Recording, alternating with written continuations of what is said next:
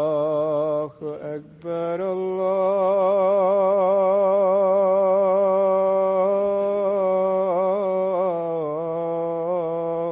الله أكبر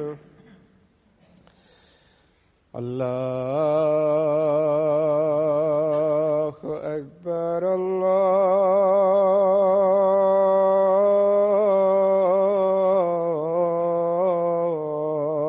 الله أكبر أشهد أن لا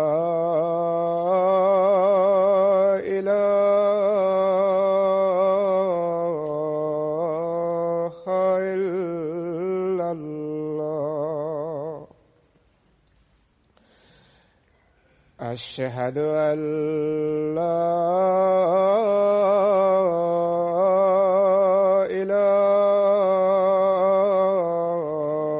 إله إلا الله أشهد أن محمدًا رسول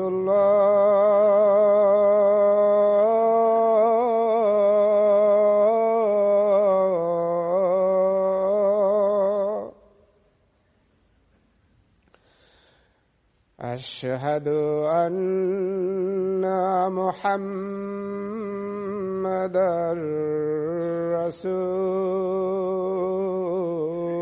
رسول الله حي على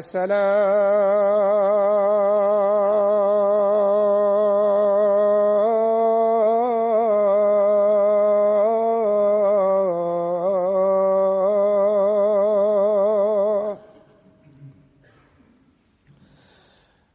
حي على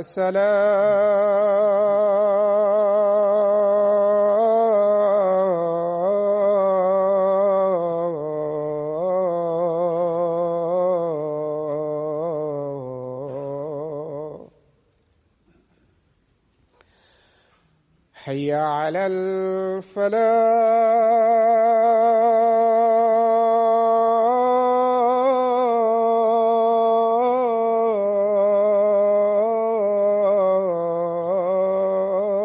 الفلاح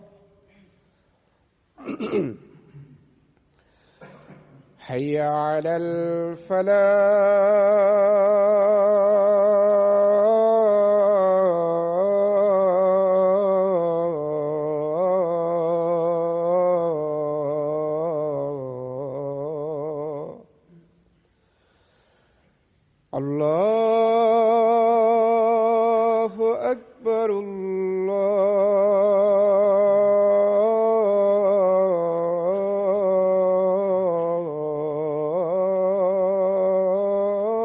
الله أكبر لا إله إلا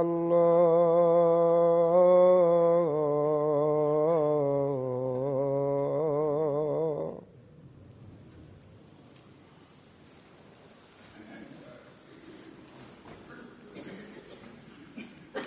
السلام عليكم ورحمة الله.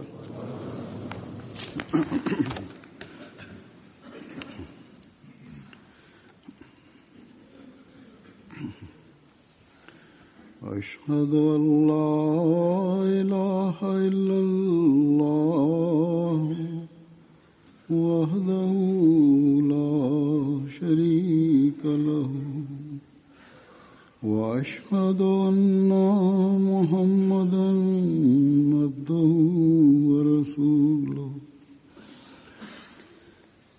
أما بعد فأعوذ بالله من الشيطان الرجيم بسم الله الرحمن الرحيم الحمد لله رب العالمين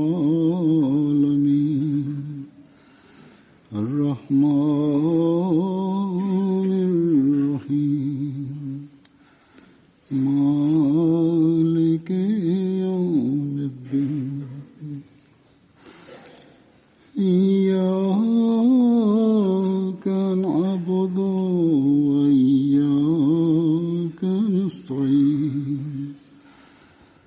اهدنا الصراط المستقيم صراط الذين أنعمت عليهم غير المغضوب عليهم ولا الضالين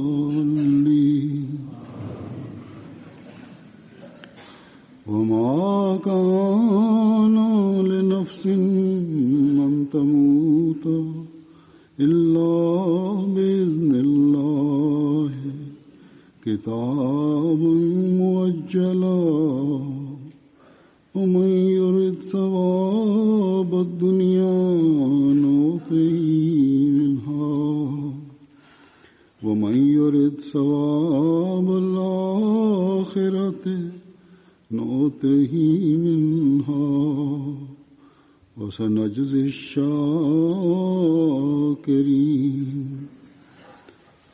وكأي من نبي قاتل معه ربيون كثير فما وهنوا لما أصابهم في سبيل الله وما ضعفوا وما استكانوا والله يحب الصابرين وما كان قولهم إلا أن قالوا ربنا اغفر لنا ذنوبنا وإسرافنا في أمرنا وثبت أقدامنا وانصرنا على القوم الكافرين فآتاهم الله ثواب الدنيا وحسن ثواب الآخرة والله يحب المحسنين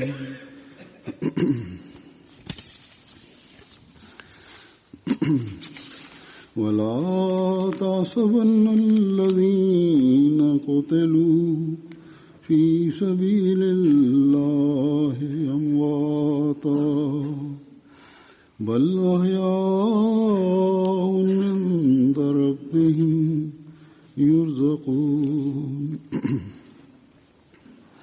فرحين بما آتاهم الله من فضله ويستبشرون بالذين لم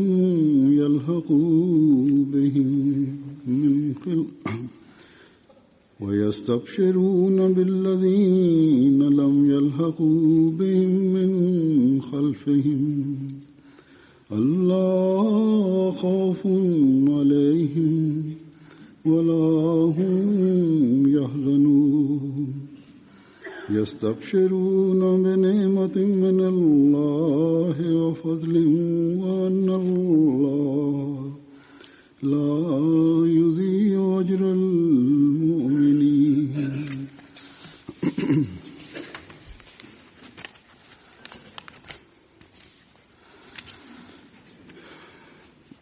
ये आयात सूरह आल इमरान की हैं। C'était les versets 146 à 149 de la sourate Al-Imran.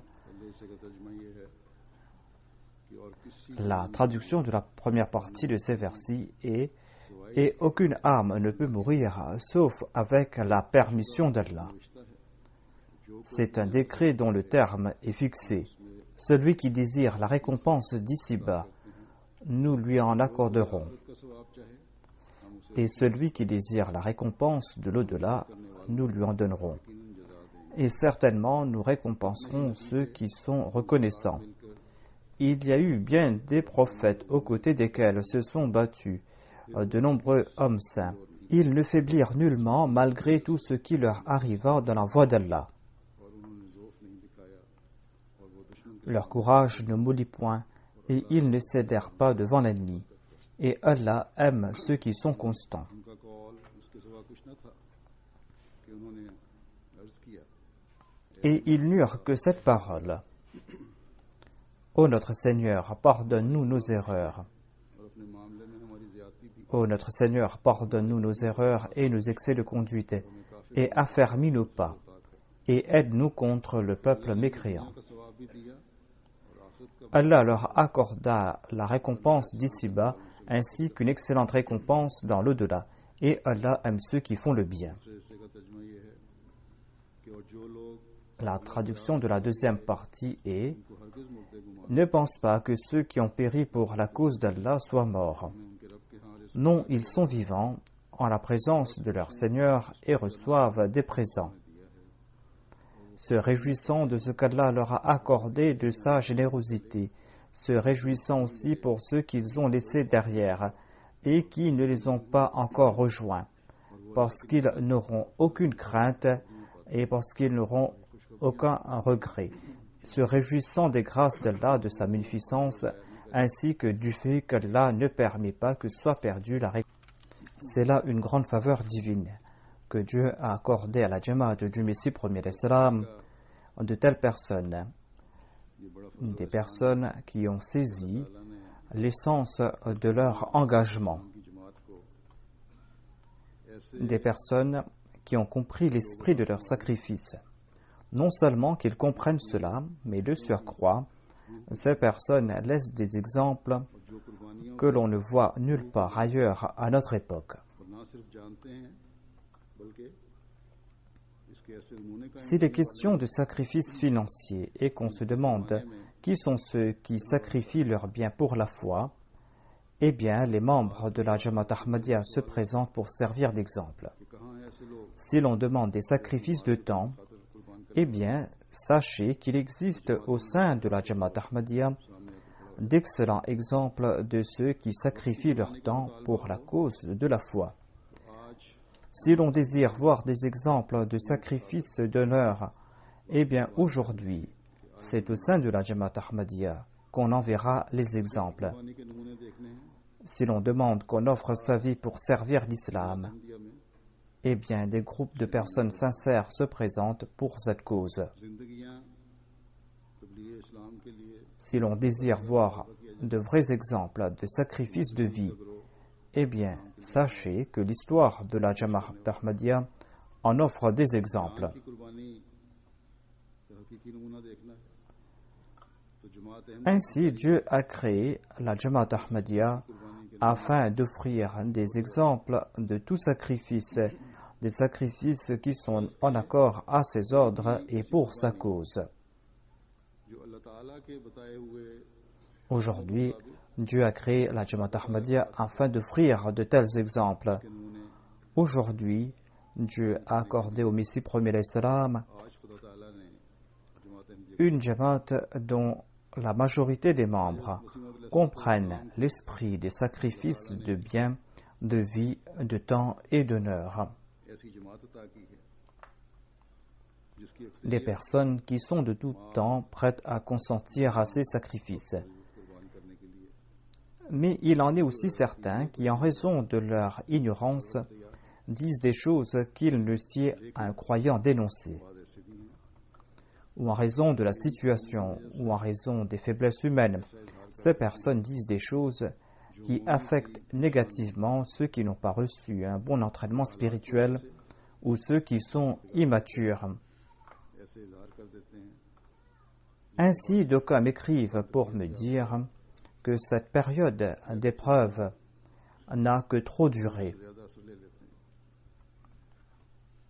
बाज़ लोग मुझे लिख भी देते हैं कि Il n'y aurait pas de mal de dire que cette période des épreuves a duré très longtemps et de me demander de prier pour qu'Allah fasse que nous puissions voir des jours meilleurs. Il n'y aurait pas eu de mal d'énoncer de telles paroles, car lorsque ces épreuves et ces difficultés arrivent à leur paroxysme, eh bien, le prophète ainsi que la Jamaat des croyants demandent « Mata Nasrullah » quand viendra l'aide d'Allah. Ils prient en ce sens. तो रसूल और मोमिनीन की जमात Mais il ne sait pas un croyant de faire des allusions vers des relations mondaines et vers les moyens mondains et d'attirer l'attention vers ces moyens. Par exemple, quelqu'un m'a écrit que nous devons informer le monde à propos de la persécution que subit la Jamaat au Pakistan et que la MTA doit, dans une grande mesure, informer le monde à propos de ces persécutions. La MTA doit informer le monde à propos de ces persécutions et l'on doit aussi utiliser d'autres moyens. Et l'on doit protester contre ces persécutions dans le monde. Cette lettre laissait supposer que nous devrions nous aussi protester avec véhémence et lancer des slogans à l'instar des gens de ce monde. Et c'est là que peut-être ces États qui nous sont hostiles penseront à nous accorder nos droits. Et c'est là que cette période d'épreuve et de difficulté arrivera à sa fin. La personne qui m'a écrite a dit que mon ami chiite m'a dit que si la communauté chiite subissait la même chose que subit la Jamaat Ahmadiyya, eh bien nous aurions manifesté dans les rues, nous aurions fait ceci et cela. Et même si nous en avions subi une fraction, nous allions faire grand bruit dans le monde. Les Ahmadis ne manifestent pas comme ils doivent manifester. C'est pourquoi cette période d'épreuve et cette période de persécution durent aussi longtemps.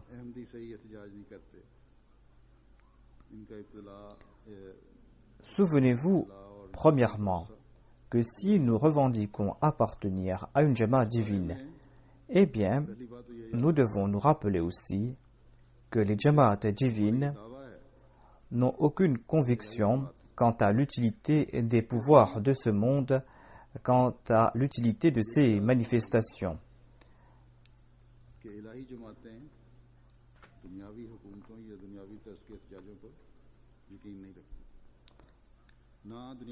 Et le soutien des gens de ce monde ne joue aussi aucun rôle dans le progrès de ces Jamaat divines. Le soutien de ce monde n'est jamais inconditionnel, n'est jamais dénué d'arrière-pensée. Pour mériter ce soutien de ce monde, il faudra se soumettre d'une manière ou d'une autre. Si l'on désire se tourner vers ce monde, mais aucun véritable croyant ne pourra endurer cela.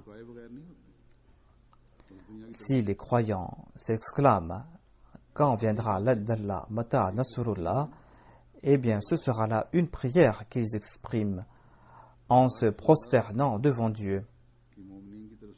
C'est une prière qu'ils expriment en se prosternant devant Dieu. Et chaque fois que nous allons passer par des épreuves et que nous allons nous prosterner devant Dieu et que nous allons lui demander ses faveurs et son soutien, lorsqu'on va lui demander son soutien, à chaque fois que nous allons agir en ce sens, de nouvelles voies pour le progrès vont s'ouvrir à nous.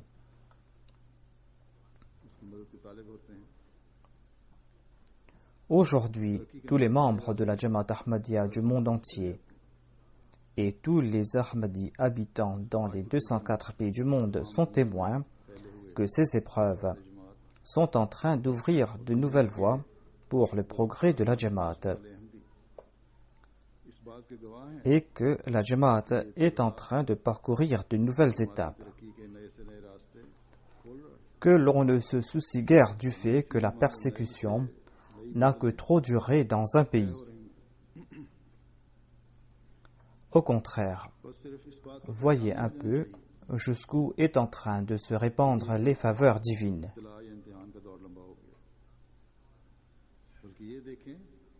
Si vous dites que nous devons avoir recours aux moyens de ce monde, j'accepte certes votre suggestion. Il n'est pas interdit d'avoir recours aux moyens de ce monde Au contraire, nous avons reçu l'ordre de le faire. Il n'est pas interdit d'avoir recours aux moyens matériels et par la grâce de Dieu, dans le respect des limites prescrites, nous sommes en train d'utiliser ces moyens matériels.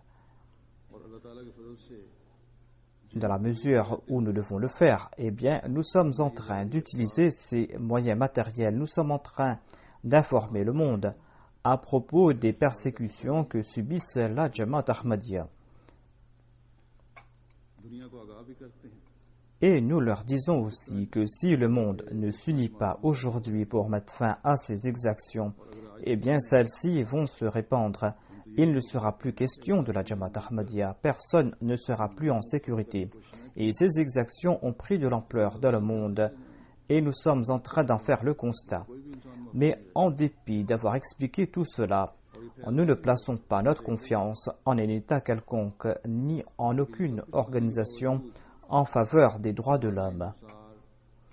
Notre confiance à nous la plaçons uniquement en Dieu. Et c'est ce sujet que j'ai évoqué en particulier lors de mes précédents sermons, à savoir que c'est vers Dieu que nous devons nous tourner pour voir les résultats escomptés. Voilà ce qui sied un véritable croyant. Les gens de ce monde protestent, manifestent et participent dans des émeutes. Les gens de ce monde répondent à l'injustice commise à leur encontre en commettant eux-mêmes d'autres injustices. Ces gens de ce monde agissent ainsi parce qu'aucune promesse divine n'a été faite en leur faveur, à savoir que la victoire finale leur est destinée, tandis que nous avons reçu les promesses divines, qu'en dépit de toutes ces exactions commises à notre encontre, en dépit de ces exactions, en dépit de l'injustice commise par les États à notre encontre, en dépit de l'injustice commise avec les bénédictions des États par leurs suppôts, par leurs représentants, en dépit de tout cela, Dieu a décrété que nous allons recevoir ces faveurs, des faveurs qu'il accorde en particulier aux croyants. Vous serez les récipiendaires de ces faveurs ici-bas et vous serez les récipiendaires des faveurs de l'au-delà. Les sacrifices que vous êtes en train de consentir ne seront jamais vains et la victoire finale vous est destinée.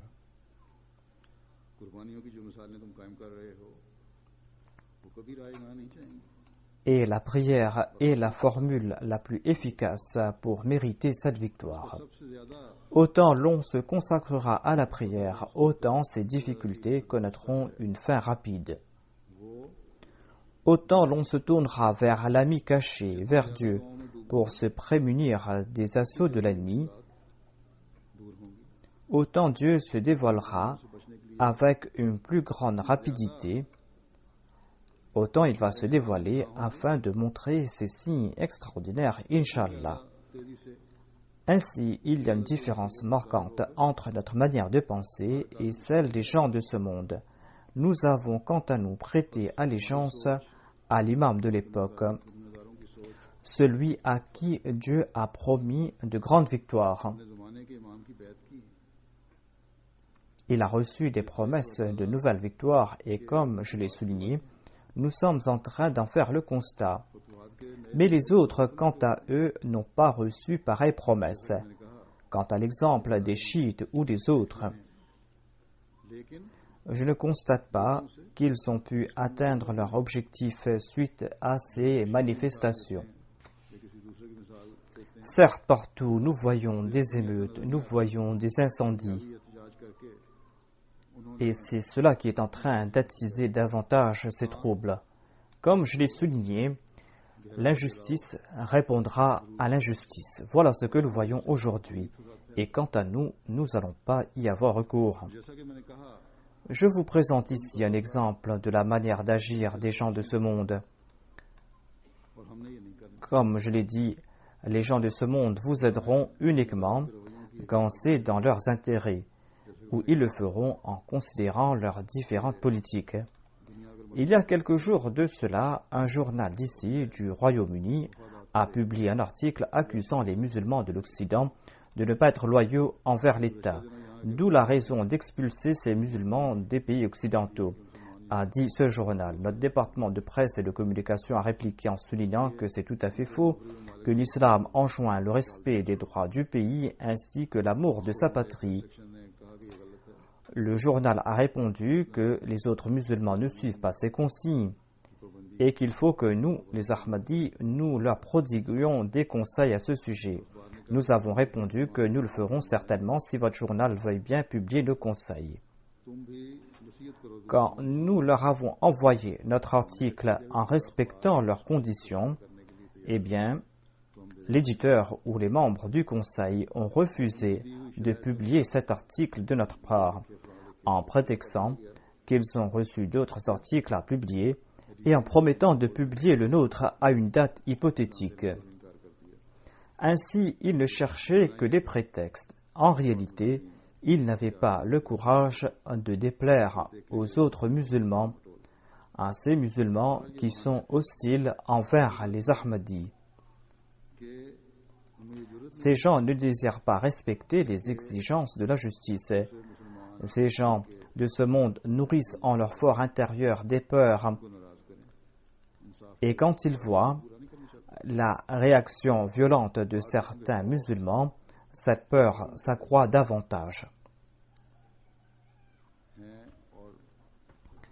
Quand je dis à la grande majorité de ces leaders et de ces représentants de la presse que pour rétablir la paix, il faut qu'ils soient justes et qu'ils ne doivent pas faire une politique de 2 poids 2 mesures, la majorité d'entre eux reconnaissent qu'il y a des lacunes à ce propos en leur fort intérieur et que c'est là une réalité. Certains affirment même qu'ils ne pourront admettre au grand jour leurs véritables objectifs pour lesquels ils ont tout un plan préparé au préalable. Ils admettent qu'en public, ils se posent en défenseurs de la justice, mais qu'en réalité, ils ont d'autres objectifs qu'ils désirent atteindre. Voilà l'état de ceux à qui nous désirons avoir recours, ou que certains croient qu'il faut que nous ayons recours. L'on ne peut placer sa confiance en ceux qui jouent double jeu. Ils n'ont pas non plus le pouvoir de dissiper ces malheurs. Ce journal ne veut même pas publier un article qui prône l'amour de sa patrie. Il n'est point question ici de controverse ou de polémique pour qu'ils aient autant d'appréhension.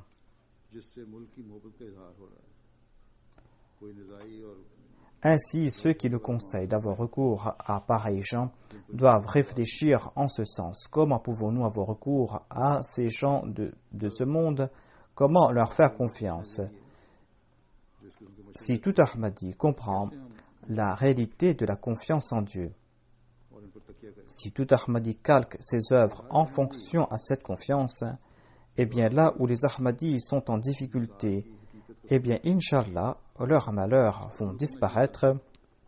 Ces malheurs vont disparaître dans le vent grâce à la prière, Inch'Allah. Il en sera ainsi à condition que l'on respecte les exigences de la prière. Souvenons-nous aussi que ces persécutions que la Jamaat subit au Pakistan et ailleurs, ces persécutions, qu'elles soient commises par des individus ou au nom de la loi, par l'État, ces persécutions, qu'elles soient commises par quelque manière que ce soit, souvenez-vous que ces persécutions ne datent pas d'hier. Ces persécutions n'ont pas débuté quelques décennies de cela. Ces persécutions, elles ont débuté depuis que le Messie promis l'Islam s'est proclamé Messie promis, depuis qu'il a fondé sa Jamaat. Lui ainsi que sa Jamaat ont dû subir ces cruautés et ces brutalités depuis le début. Il fut même un temps quand le Messie promet l'Islam pensait qu'il devait abandonner Qadian, son village natal. Qadian, qui était le fief de la famille du Messie premier l'Islam depuis fort longtemps. Ainsi, même à Qadian, le Messie premier l'Islam n'était pas en sécurité. Allons encore plus loin et examinons la vie du saint prophète Mohammed Mustafa sallallahu alayhi wa sallam. Sa vie entière, il a subi la cruauté et la brutalité de ses ennemis. Son épouse bien-aimée était très riche. Son épouse bien-aimée possédait des vingtaines d'esclaves. Elle était parmi les femmes les plus riches de la Mecque. Mais après avoir embrassé l'islam, elle a connu des moments très difficiles.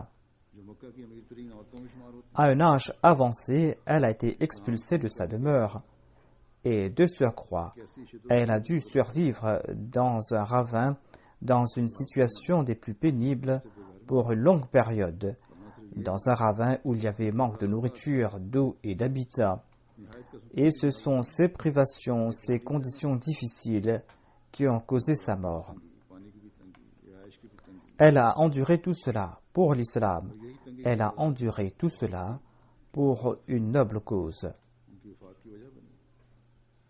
Elle a enduré tout cela avec l'espoir que ses sacrifices seront accompagnés de la promesse de l'aide de Dieu. Des promesses qui vont s'accomplir.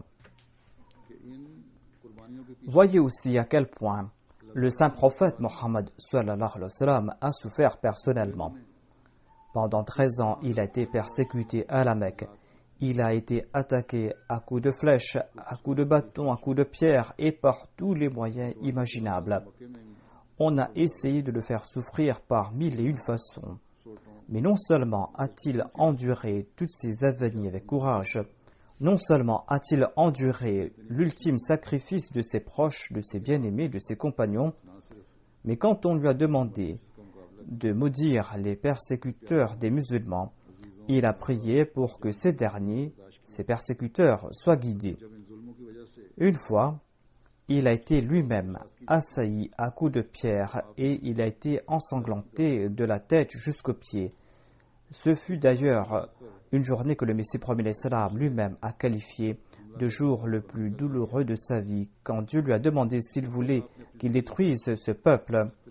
Le saint prophète Mohammed lui a dit de ne pas l'écraser sous cette montagne, car, disait-il, il se peut que parmi ses persécuteurs, il y ait des gens qui vont embrasser la vérité.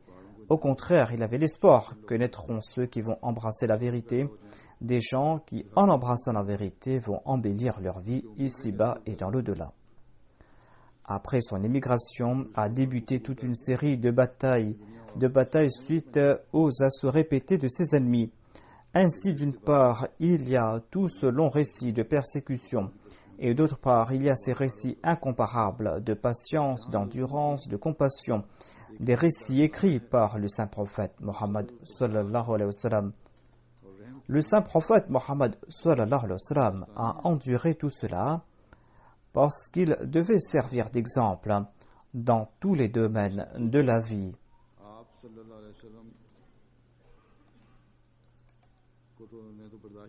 Il a enduré tout cela parce qu'il devait servir d'exemple, mais de surcroît, ses compagnons ont servi d'exemple de sacrifice.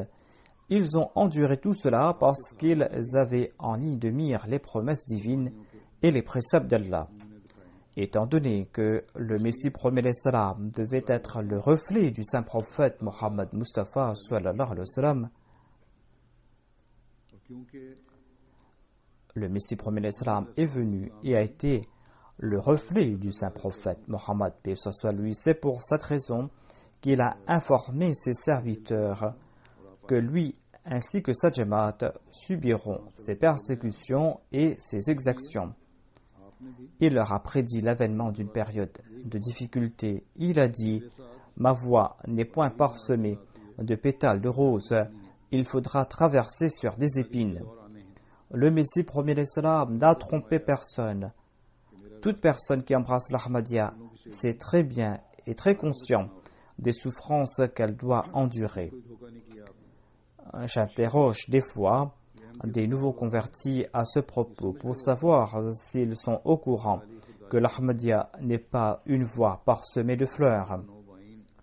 Quelques jours auparavant, lors d'une session avec les nouveaux convertis du Royaume-Uni, j'ai posé une question à un nouveau Ahmadi d'origine pakistanaise.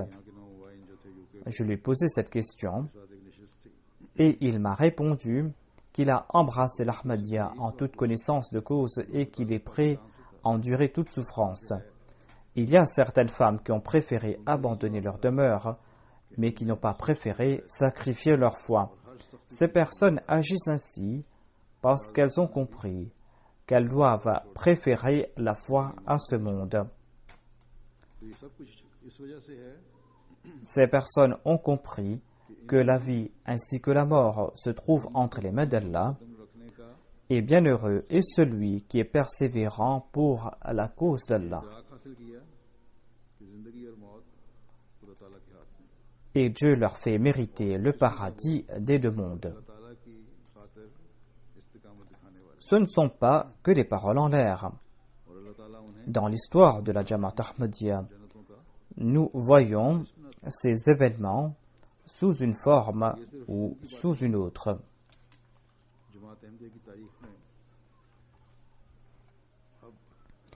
Des événements au cours desquels nous voyons ces exemples de sacrifices.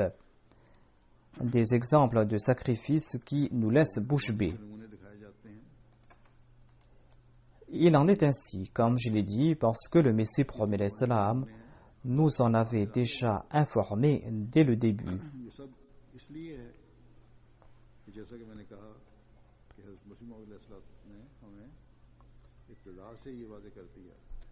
Et il a ajouté que vous ne devez pas fléchir le moindrement dans votre foi en voyant et en endurant tout cela. Souvenez-vous du fait que Dieu vous a promis les faveurs d'ici-bas et dans l'au-delà en raison de cette persévérance, de cette constance. Dieu en fait mention dans le Saint-Coran à plusieurs endroits. Vous avez déjà entendu la traduction des versets que j'ai cités au tout début. C'est le même sujet qui a été évoqué. Ainsi, la vie et la mort est le lot de chacun. Étant donné qu'Allah nous explique que c'est lui qui dispense la vie, que c'est lui qui dispense la mort, l'ennemi tout au plus pourra nous effrayer en brandissant le spectre de la mort.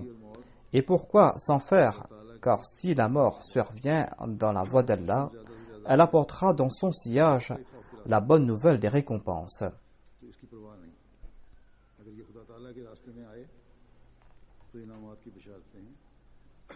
L'histoire de l'islam nous apprend que lorsque Khalid bin Walid gisait sur son lit de mort, un ami vint le rencontrer et cet ami le vit en train de sangloter. L'ami croyait peut-être que Khalid avait peur de mourir. Il lui a dit: Khalid, mon ami, à maintes reprises tu as été entouré d'ennemis et tu as fait preuve d'un grand courage, d'un courage prodigieux. Pourquoi craindre la mort maintenant? Khalid bin Walid a répondu: soulève ma chemise et vois que chaque centimètre de mon corps est recouvert de blessures. Il lui a dit: découvre aussi mes jambes et tu y verras qu'à chaque centimètre il y a des traces de blessures. Et Khalid bin Walid a répondu que je ne pleure pas en craignant la mort. Je pleure tout simplement parce que j'ai toujours désiré le martyre. Et mes blessures que voilà en sont les témoins. Mais hélas, je n'ai point mérité ce statut. Et c'est sur mon lit que je suis en train de mourir. Je me demande si je ne suis pas tombé à martyr en raison de mes actions condamnables. Et j'ai peur que Dieu ne m'ait conféré le statut de martyr parce que j'ai attiré sa colère. Voilà le statut de ceux qui se sont sacrifiés ou qui aspiraient à se sacrifier pour la cause d'Allah. Voilà leurs sentiments. Mais Allah a aussi donné la bonne nouvelle du paradis à pareil vaillant guerrier.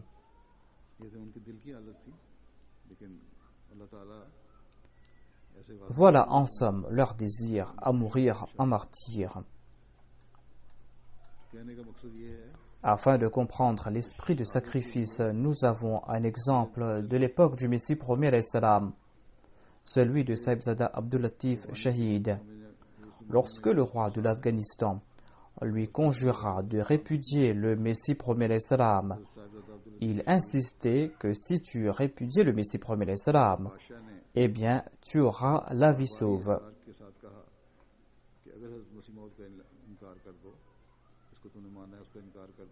Voilà comment il essaya d'appâter le martyr. Mais Saïbzada Abdul Latif Shahid a répliqué: si aujourd'hui Dieu est en train de m'accorder cette mort qui me fera mériter ses faveurs, pourquoi devrais-je refuser ces faveurs pour ce monde? Votre question est insensée. Le commerce que vous me proposez là est aussi insensé.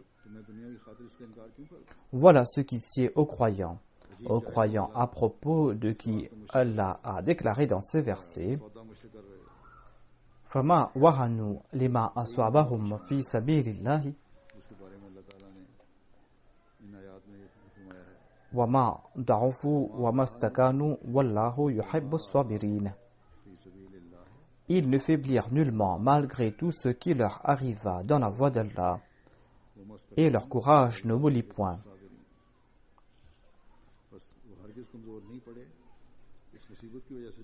Et ils ne cédèrent pas devant l'ennemi, et Allah aime les constants. Voilà ce qui tourmente nos ennemis aujourd'hui. Pourquoi, disent-ils, ces Ahmadis ne faiblissent point? Pourquoi, en dépit de nos persécutions, ils ne se prosternent pas devant nous? Mais ces ennemis, ces adversaires ignorent que les vrais Ahmadis ont à tout instant leur regard fixé sur Dieu et qu'ils s'évertuent à tout instant à chercher le plaisir de Dieu.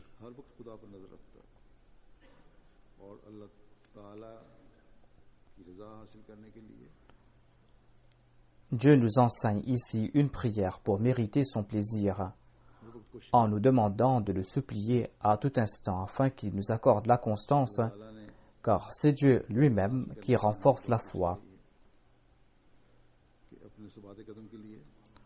Ce monde est en train de tout faire afin de miner votre foi. Et Dieu nous demande de ne pas subir son influence. Et il nous a enseigné cette prière dans ces versets: Rabbana ighfir lana dhunubana wa israfana fi amrina wa thabbit aqdamana wansurna ala al-qawmil kafirin. Notre Seigneur, pardonne-nous nos erreurs, pardonne-nous nos excès de conduite et affermis nos pas.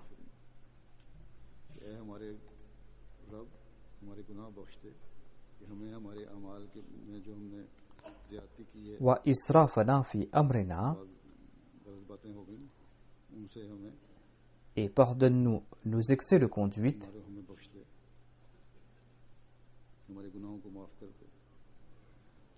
pardonne-nous nos erreurs et pardonne-nous nos excès de conduite. Affermis nos pas et aide-nous contre le peuple mécréant. Pardonne-nous nos erreurs.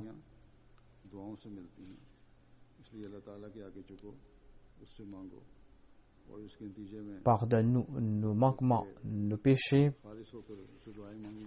Ainsi, d'une part, Dieu nous a enseigné cette prière pour que nous nous tournions vers lui pour toutes choses, et d'autre part, il nous informe que le succès dépend de la prière. Et c'est pour cela que vous devez vous prosterner devant Dieu et que vous devez le supplier. Quand on ne cesse de le supplier en toute sincérité, l'on devient récipiendaire des faveurs d'ici-bas et des faveurs de l'au-delà. Partie de la sourate Al-Imran. Dans cette partie, comme je l'ai dit, l'on trouve des paroles réconfortantes qui renforcent davantage la foi. कि ये मुर्दे नहीं बल्कि जिंदा हैं। Allah affirme que les martyrs ne sont pas morts, mais qu'ils sont bel et bien vivants.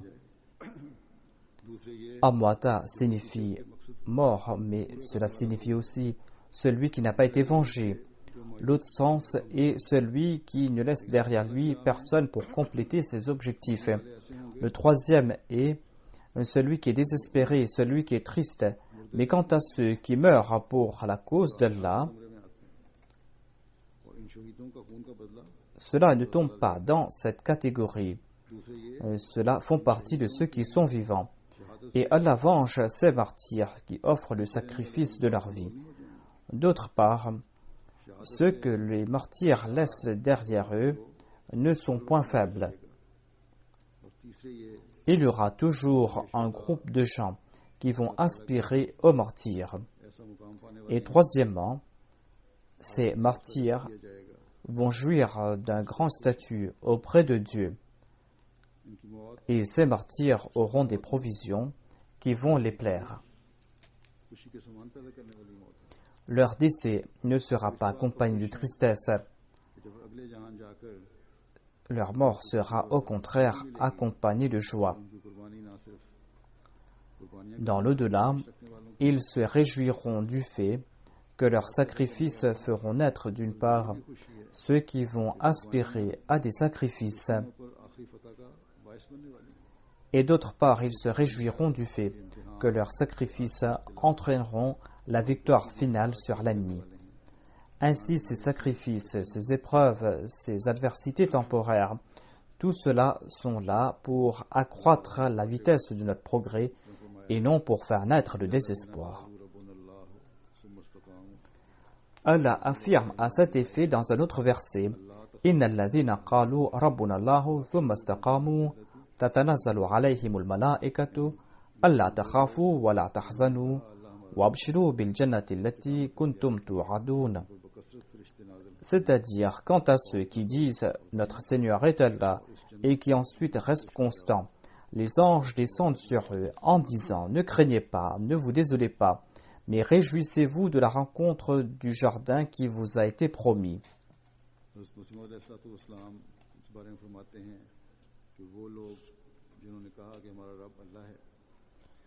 Le Messie premier Islam ajoute à cet effet: ceux qui disent que notre Seigneur est Allah et qui se détournent des faux dieux et qui sont constants, c'est-à-dire ils font preuve de constance quand frappent les épreuves et l'adversité, eh bien des anges descendent sur eux en affirmant: ne craignez point, ne soyez point tristes, soyez contents, réjouissez-vous, car vous mériterez la joie qui vous a été promise. Nous sommes vos amis ici-bas et nous sommes vos amis dans l'au-delà. Ces paroles indiquent que la constance attire le plaisir de Dieu. C'est une vérité que la persévérance, la constance est au-dessus des excellences. La persévérance parfaite s'exprime lorsqu'on se retrouve entouré de malheurs pour la cause de Dieu, lorsque sa vie, son honneur se trouvent en grand danger, lorsqu'on se retrouve sans aucune parole réconfortante, à tel point que même Dieu lui-même, à titre d'épreuve, cesse d'accorder des visions réconfortantes, des rêves et des révélations, et qu'il vous abandonne dans une peur terrible.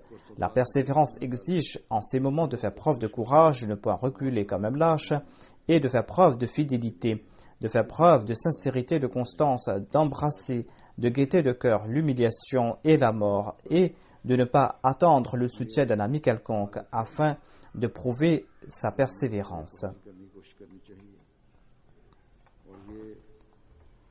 Chacun d'entre nous doit essayer de faire naître en lui ses qualités, et sans la grâce de Dieu, cette tâche sera impossible.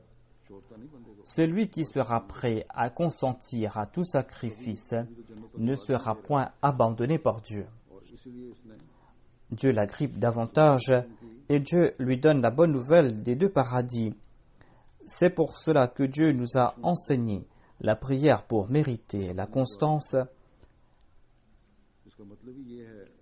et pour remporter la victoire sur l'ennemi. Le souhait est qu'Allah exauce ses prières, qu'il ouvre les portes de ses triomphes, qu'il ouvre ses portes tant et si bien que l'ennemi se retrouvera sans issue. Et Inch'Allah, la victoire finale a été promise au Messie premier salam. Cette victoire va certainement se réaliser. Le triomphe final sera la nôtre.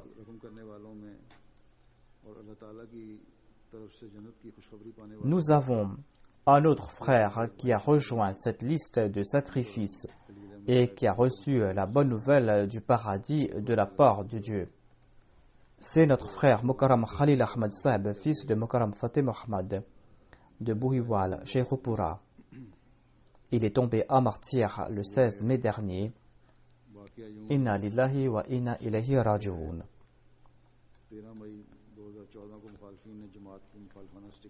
Les faits se sont déroulés ainsi.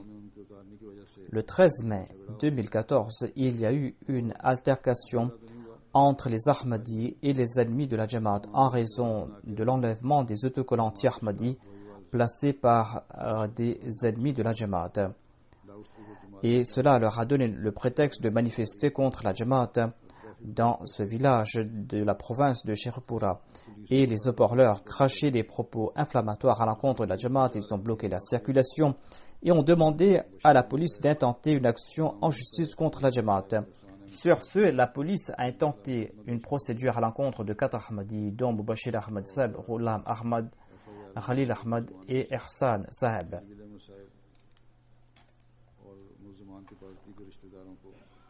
Et Khalil Ahmad Saheb et certains de ses proches ont été arrêtés. Ils ont été jetés dans un cachot. Les accusés, hormis Khalil Ahmad Saheb, avaient été libérés sur caution.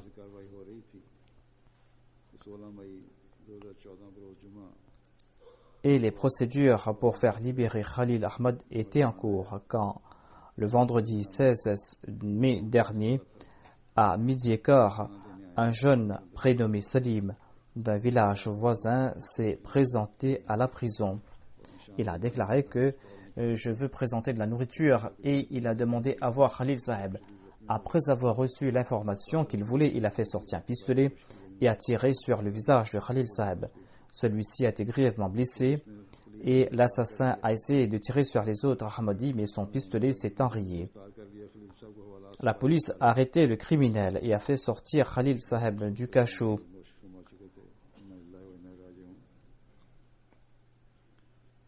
Mais ce dernier avait déjà connu le martyr. C'est à Allah que nous appartenons et c'est vers lui que nous retournerons.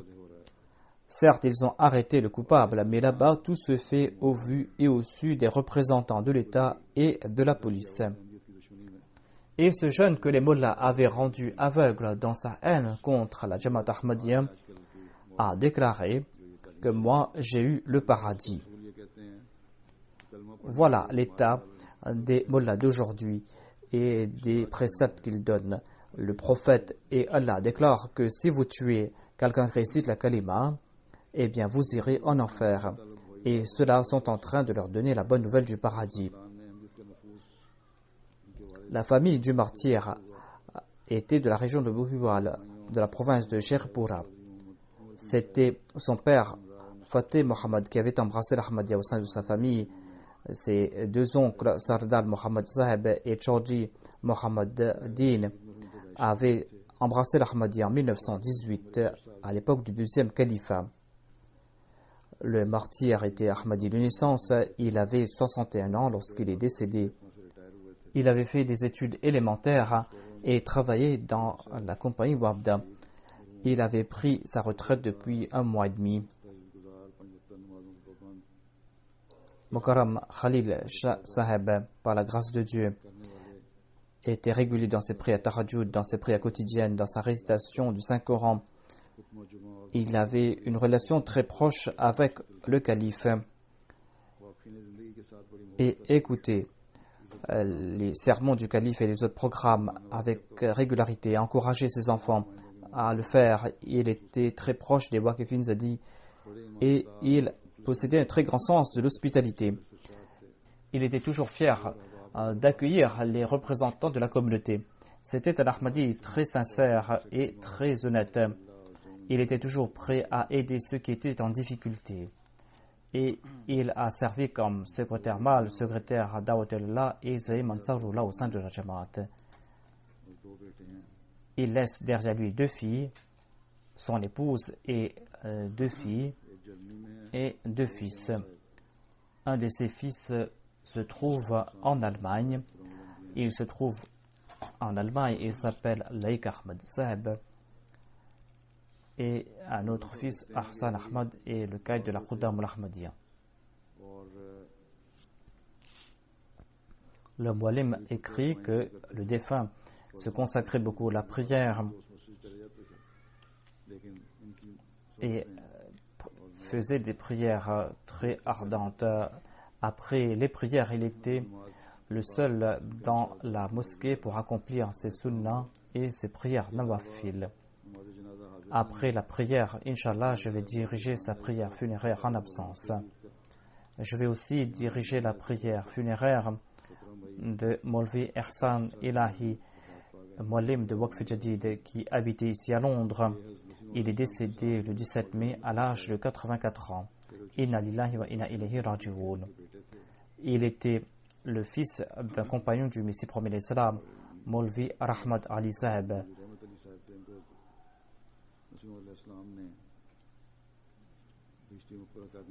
Et le Messie premier l'Islam avait donné la tâche au père du défunt, Maulvi Rahmat Ali Saheb, de s'occuper de la Bahishti Makbara de Qadian. Ihsan Ilahi Saheb avait dédié sa vie en 1949 et il a commencé à servir comme Muallim en 1957 et il a continué à travailler jusqu'en 1999. Ensuite, il a pris sa retraite et il est venu ici à Londres. Il a travaillé dans la région du Sindh. Il a pu établir de nouvelles jamaats.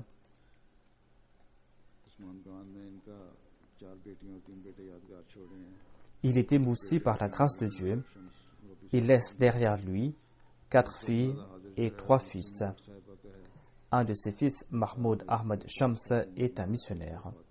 Ensuite, il y aura la prière funéraire de Nasrin Bat Sahiba, qui est décédée le 18 mai dernier, à l'âge de 48 ans, des suites d'une crise cardiaque. Inna lillahi wa inna ilayhi raji'un. C'était une dame très simple, très humble, qui craignait Dieu. Elle était une Ahmadi active, régulière dans ses tchaddas. Son mari est décédé et ce fut elle qui s'occupa de ses enfants. Il les a attachés avec la Nizam et Jamaat et le califat. Elle était toujours sincère envers le califat et la Jamaat. Il laisse derrière lui 4 fils.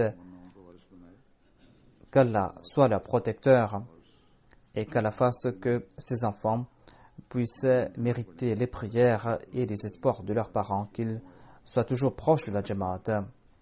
Qu'Allah exalte le statut des défunts et qu'il leur accorde son pardon et sa miséricorde.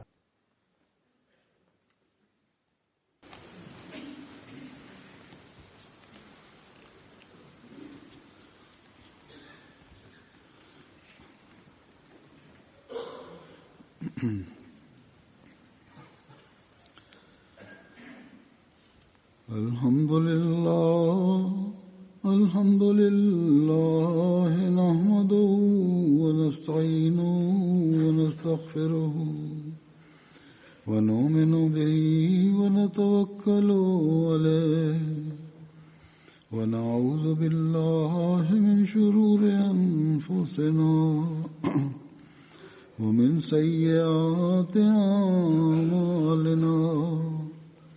من يهده الله فلا مضل له ومن يضلل فلا هادي له ونشهد أن لا إله إلا الله ونشهد أن محمدا عبده ورسوله. عباد الله رحمكم الله، إن الله يأمر بالعدل والإحسان وإيتاء ذي القربى وينهى